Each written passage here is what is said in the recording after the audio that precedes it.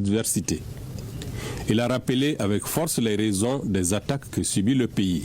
Tout d'abord, je voudrais remercier le Tout-Puissant Allah de nous avoir donné l'opportunité de vivre ce moment solennel, la fête de El-Kébir, communément appelée fête de Tabaski ou fête de Mouton, est un moment de retrouvailles, de communion, de prière, de bénédiction et surtout de partage. Et nous implorons le Tout-Puissant Allah qu'il accepte toutes nos prières allant dans le sens de la stabilité, de vivre ensemble et de la paix. Et je voudrais aussi saluer l'élan de solidarité du peuple malien et surtout sa résilience exceptionnelle face à une adversité sans précédent. Notre pays est victime de notre choix souverain qui est de prendre notre destin en main et victime aussi de nos ressources stratégiques. Raison pour laquelle notre pays fait face à plusieurs formes de terrorisme, notamment soutenu par des sponsors étatiques, à savoir le terrorisme médiatique, le terrorisme économique, le terrorisme politique, le terrorisme international et surtout le terrorisme d'État.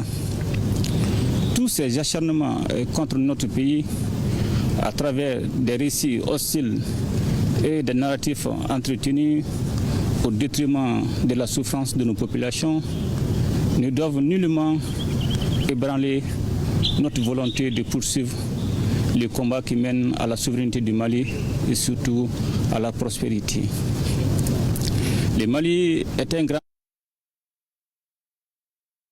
complexe, le président de la transition a réitéré sa confiance absolue dans les forces de défense et de sécurité, saluant la coopération avec les partenaires russes qui mènent des opérations offensives rigoureuses. Il a lancé un appel à l'unité sacrée autour des forces armées pour l'atteinte des objectifs de refondation nationale, le Malikoura. Nous demandons au peuple malien de resserrer les rangs derrière les forces armées et de sécurité ainsi que nos partenaires de la Fédération de Russie et qui, après avoir porté un coup d'arrêt au plan finesse des groupes armés terroristes le 25 avril 2025, mènent actuellement des opérations offensives sans merci contre les groupes sans foi ni loi. Ces groupes armés seront recherchés et neutralisés partout, que cela soit dans les forêts, dans les montagnes, dans le désert.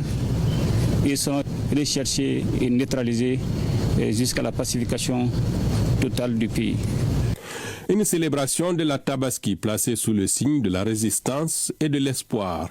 Le chef de l'État a conclu son message en s'inclinant devant la mémoire des victimes civiles et militaires tout en souhaitant une excellente saison de pluie aux agriculteurs du pays. Célébration de l'Eid el-Kébir dans la quiétude, la ferveur et la paix dans les régions de San, Koulikoro et